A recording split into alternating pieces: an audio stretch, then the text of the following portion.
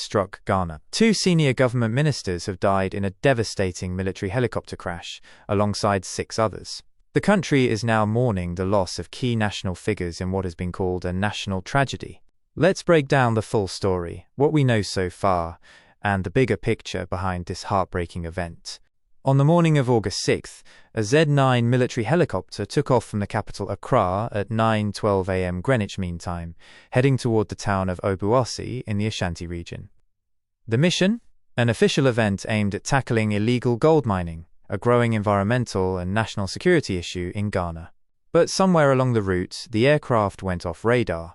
Hours later, authorities confirmed the worst. The helicopter had crashed, killing all 8 people on board. Shocking images showing the charred remains of the helicopter began circulating on social media, sending ripples of grief and disbelief across the country. Among the dead were 2 top ministers.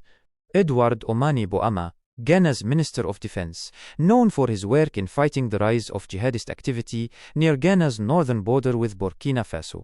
Ibrahim Murtala Muhammed, the Minister for Environment, Science and Technology, a key figure in the fight against illegal gold mining, or Galamsey, which has severely damaged rivers and forests across the country, also killed in the crash.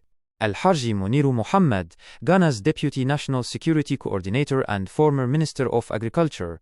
Samuel Sarpong, Vice Chairman of the ruling National Democratic Congress Party, as well as the brave crew members.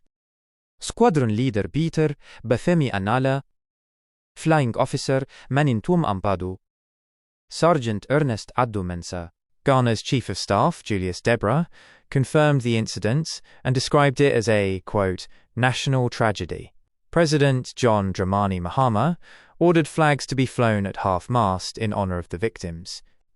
According to Education Minister Haruna Idrisu, the president was deeply emotional, describing him as down emotionally. Dr. Boamah was also a writer.